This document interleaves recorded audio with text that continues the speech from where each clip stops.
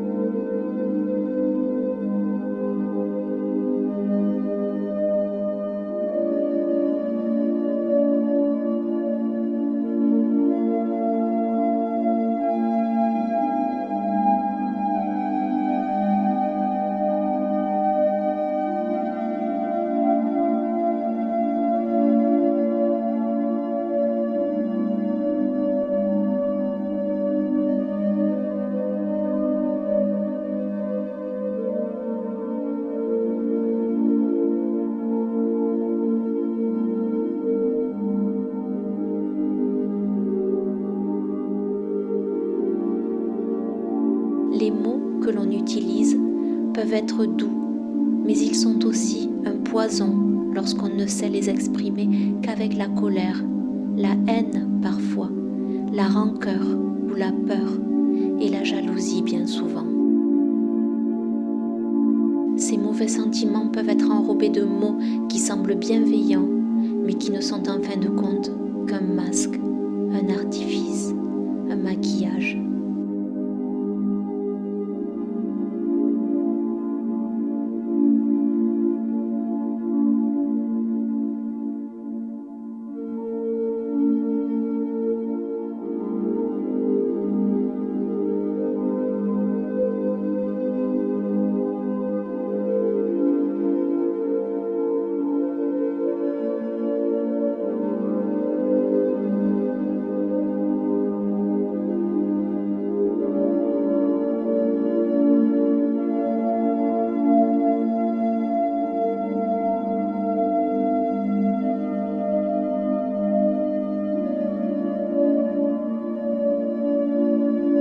Alors parfois, il vaut mieux savoir se taire plutôt que de vouloir imposer à tout prix son point de vue, pour justifier ses actions, ses paroles, et surtout pour se convaincre à soi-même que l'on est dans le juste, dans le vrai, en essayant par tous les moyens d'obtenir l'approbation d'autrui.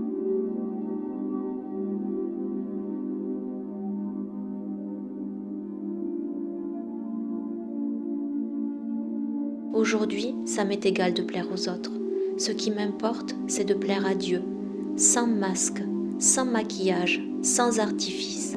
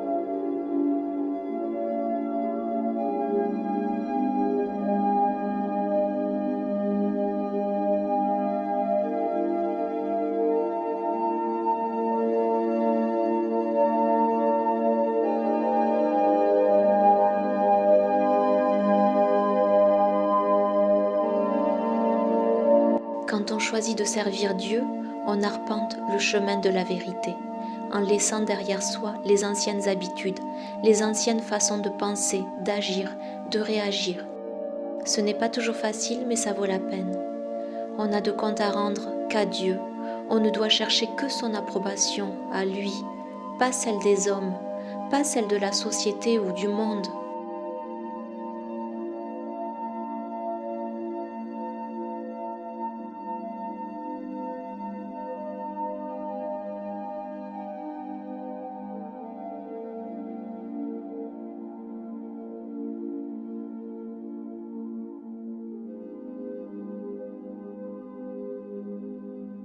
Parce qu'au final, tout ce qui existe est éphémère, impermanent, et seul Dieu est éternel.